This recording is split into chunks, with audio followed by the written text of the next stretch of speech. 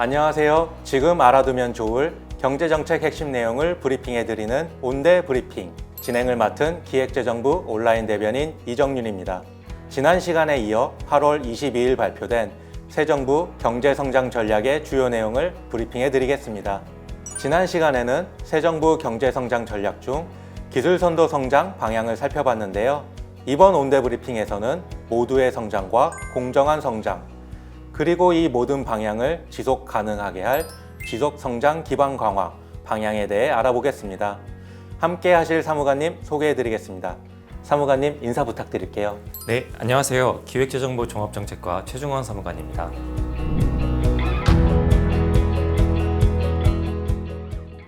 모두의 성장은 말 그대로 모든 국민이 성장의 기회와 성과를 함께 나눌 수 있도록 성장 영역을 넓히겠다는 거 맞는 거죠? 네, 그렇습니다. 모두의 성장은 지역균형 성장과 중소벤처기업 성장, 소상공인 경쟁력 강화 및 경영부담 완화, 민생경제 활력 제고, 인구위기 대응 이렇게 5개로 나뉘는데요. 지역과 계층의 격차를 줄이고 성장을 함께 누리는 경제구조를 만드는 것입니다. 지역균형 성장에 대해서는 이재명 대통령께서 취임 30일 기자회견에서 수도권, 충청권, 동남권, 대경권, 호남권과 제주, 광원, 전북, 특별자치도를 아우르는 수도권 1극 체제를 대체할 5극 3특 체제를 만들겠다는 정책 방향의 구체적 실행 방안이라고 할 수 있겠네요. 맞나요? 네, 그렇습니다. AI 대전환 초혁신경제 30대 선도 프로젝트를 중심으로 초광역권별 성장 엔진을 선정해 집중 투자하고 중앙과 초광역특별자치단체 간 지역발전 투자협약 체결을 토대로 단계적으로 지역균형 발전 특별회계 내 초광역 단위 사업 추진을 지원합니다. 또한 K지역관광 토탈 패키지를 신설하는데요. 다부처 사업을 연계하고 AI 빅데이터 등을 활용해 방문, 이동에서 숙박, 음식, 체험까지 지역 관광을 패키지로 지원합니다. 일회용 관광 이벤트가 아니라 AI 기술을 기반으로 지역 특성에 맞는 관광 생태계를 키우겠다는 거네요.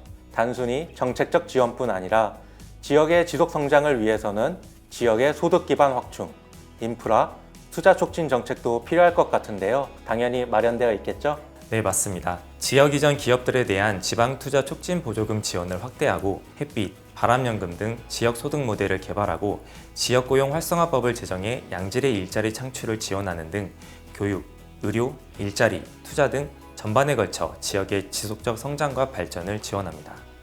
중소벤처기업의 성장 지원은 기술선도 성장 방향에서도 잠깐 소개를 했던 것 같은데요. AI 대전환을 위한 중소벤처기업의 체질 개선과 인프라 지원 등이 포함되어 있는 거 맞는 거죠?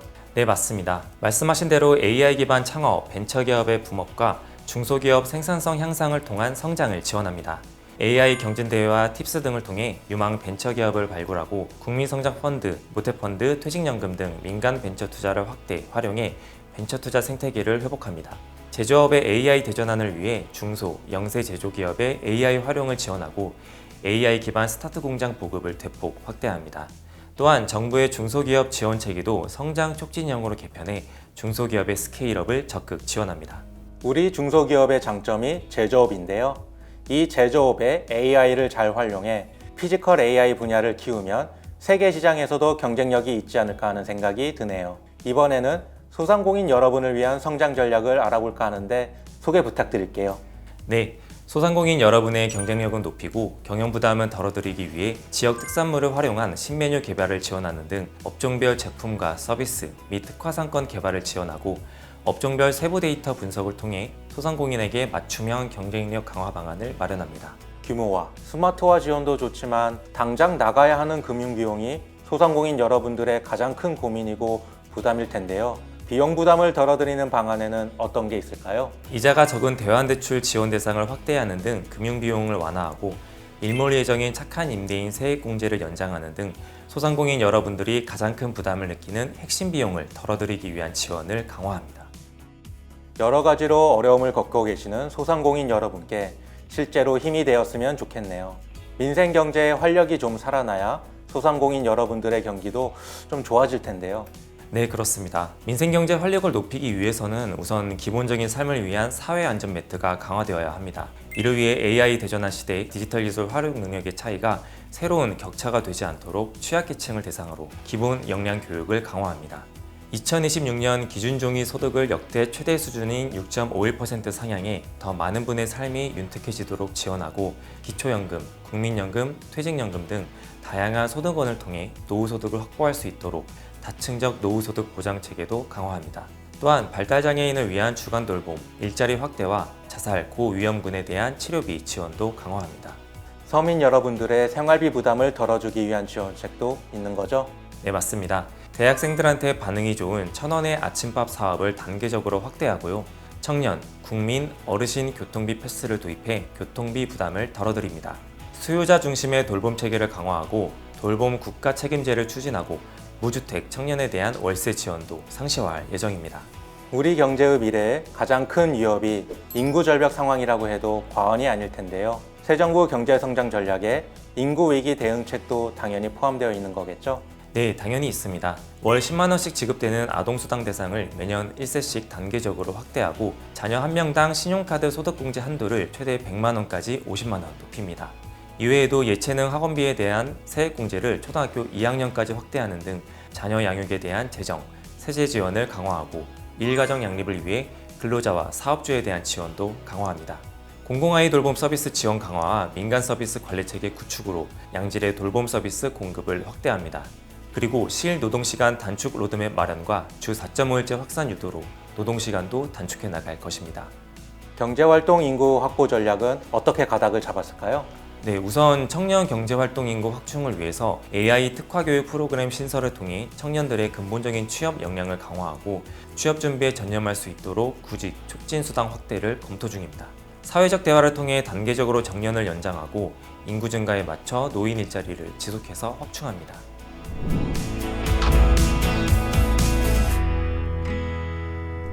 경제 성장과 함께 국민의 삶의 질까지 챙기는 균형 잡힌 전략이라고 할 수 있겠습니다. 다음은 공정한 성장인데요. 어떤 내용인지 소개 부탁드릴게요. 선도국가에 맞게 경제 구조와 체질을 혁신하기 위해 공정한 시장 질서와 공정하고 안전한 노동시장을 구축하겠다는 건데요. 대기업과 중소기업 간 불공정 거래를 막기 위해 납품대금 연동제 적용 대상을 확대해 원자재뿐만 아니라 전기, 가스 등 에너지 비용까지 반영합니다. 기술 탈취 대응을 위해 법원이 전문가를 지정해 증거를 직접 수집하는 한국형 증거 개시 제도를 도입해 중소기업 보호를 강화할 계획입니다. 대기업과 중소기업 간의 상생 협력 생태계 구축도 지원하는 거죠? 네, 대기업과 중소기업 간 협력 활동의 성과를 상호 배분하는 성과 공유제 협력 주체를 확대해서 상생 협력 문화를 확산합니다. 동반 성장지수 평가 대상을 확대하고 지표를 고도화해 대기업, 중견기업, 공공기관, 중소기업의 동반 성장을 활성화하고 금융 분야까지 확대해 중소기업과 은행의 안정적 동반 성장도 도모합니다. 대기업 AI 인프라와 역량을 활용해 중소기업 재직자 훈련을 지원하는 AI 특화 공동훈련센터를 신설하는 등 대기업과 중소기업이 함께하는 상생협력 생태계를 구축합니다. 근로여건 격차 해소와 노동자의 권리 보호를 위한 정책 지원은 어떻게 강화될까요? 네, 노동시장의 이중구조를 완화하기 위해 직무 중심으로 임금체계 개선을 지원하고 특고, 프리랜서, 플랫폼 노동자 등 일하는 모든 사람의 일터 권리 보장을 위한 기본법 제정도 추진합니다. 산업안전보건법 적용 범위를 확대하고 안전보건조치 위반으로 다수의 사망사고 발생 시 과징금을 부과하는 제도를 도입해 안전책임을 강화, 산업재해를 근절하겠습니다.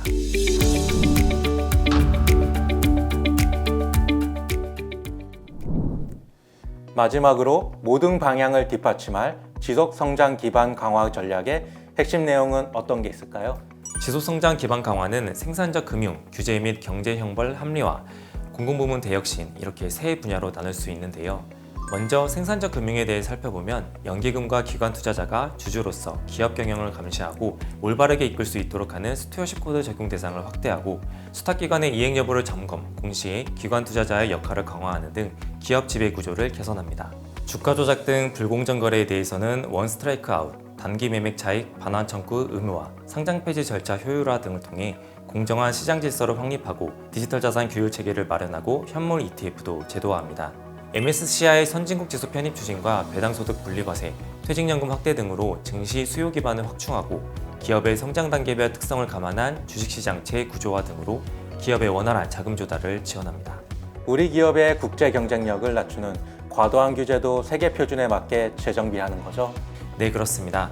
글로벌 스탠다드에 맞지 않는 규제와 과도한 경제 형벌을 합리화해 기업 성장을 뒷받침합니다. 우선 AI 대전환, 초혁신 경제 선도 프로젝트 관련 규제를 전면 개선하고 현장의 목소리를 반영해 수출 투자를 막는 병목, 그림자 규제를 해소합니다. 또한 기업 성장 과정에서 생기는 신구 산업 간 갈등을 조정하기 위해 규제개혁위원회의 역할을 확대하고 8월부터 관계부처 합동으로 경제형벌 합리화 TF를 신설해 중소기업과 소상공인이 억울하게 처벌받지 않도록 과도한 경제형벌을 합리화하는 개선과제를 마련합니다.